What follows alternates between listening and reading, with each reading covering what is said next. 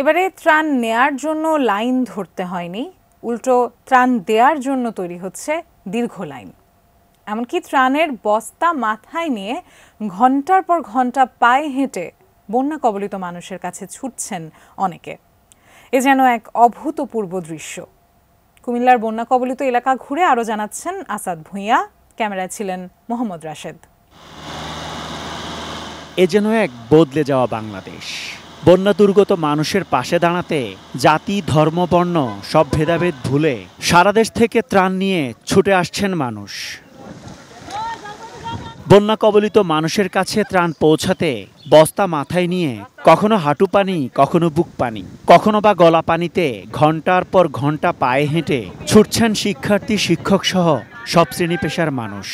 বেশ কিছু মানুষ এখানে পানিবন্দী হয়ে আছেন এবং তাদের খাবার সংকট রয়েছে এমন তথ্যের ভিত্তিতে কিন্তু আমরা দেখতে পাচ্ছি অনেকেই খাবার নিয়ে এসেছেন।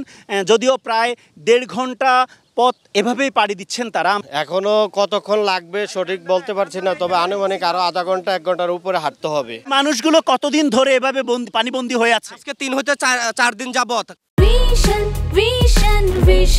100% কপার কন্ডেন্সারে তৈরি ভিশন ফ্রিজ, তাই গুণে মানে অটুট থাকে বছরের পর বছর। কুমিল্লার বুড়িচং উপজেলার কয়েকটি আশ্রয় কেন্দ্রে রাজধানী ঢাকার নিউ মার্কেট থেকে শুকনো খাবারের পাশাপাশি নারী ও শিশুদের জন্য উপহার হিসেবে এসেছে নতুন পোশাক। মূলত 3 পিস একদম রেডিমেড, একদম হচ্ছে নিউ কালেকশন, এগুলো একদম পুরানা, সব হচ্ছে নিউ। 88 পরের থেকে যে বন্যা দেখছি এরকম এবছরের মতন এরকম ধরনের প্রান্তবিল দেওয়ার মতন কোনো লোক আমি এগিয়ে আসার মতন আমি কোনোদিন দেখিনি। চাহিদার তুলনায় এই এলাকায় অনেক বেশি ত্রাণ এসেছে বলে জানান স্থানীয়রা।